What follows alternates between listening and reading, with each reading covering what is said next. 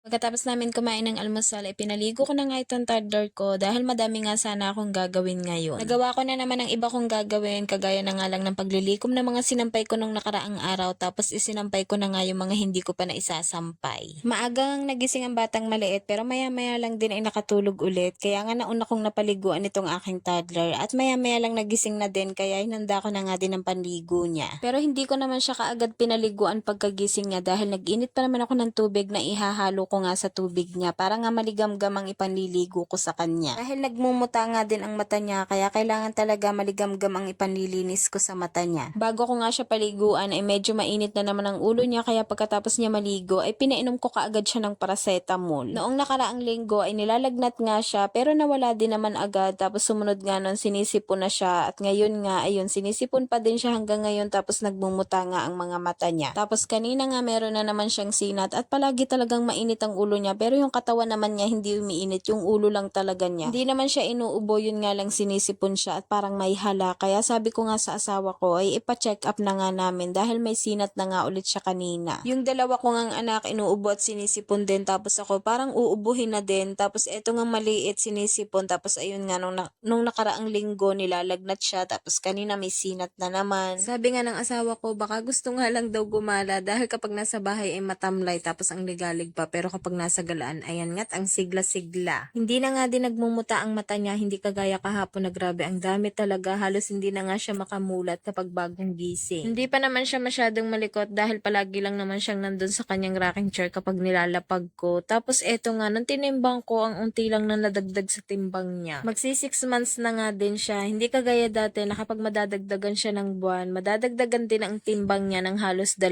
kilo. Sabi ko nga sa asawa ko dahil siguro yun sa pagtigil ko sa pag-inom ng vitamins, hindi na kasi ako umiinom ng vitamins dahil sabi ko nga magsi 6 months na naman siya at malapit na siyang kumain. Tapos eto nga, at chinek na siya ng pedya at okay naman daw si baby, wala naman daw plema, baka daw kaya siguro mainit palagi ang ulo or mainit siya palagi ay dahil hindi nga nakakalabas ang sipon. Dahil sa totoo lang, tuwing hihipuin ko talaga siya, yung ulo lang talaga niya yung mainit, tapos yung katawan niya hindi naman mainit. Kaya nga sabi sa akin ng pedya, kapag daw nilagnat pa, ipapa-CBC na lang o kaya urinalysis dahil baka nga mamaya may viral infection o kaya baka may UTI. Ay salamat, panatag na ulit ako dahil okay lang naman si baby, dahil nag-aalala talaga ako at parang may naririnig nga ako sa likod niya na parang plema, pero wala naman daw. Dahil napakahirap na talaga sa panahon ngayon kapag inuubo at sinisipon ang bata. Pagkatapos namin magpa-check up ay umuwi na nga din agad kami dahil babalik pa nga sa trabaho ang asawa ko. At dahil napakainit nga sa kwarto ay naglagay na nga lang ako ng higaan dito sa salas para dito ko sila patulugin.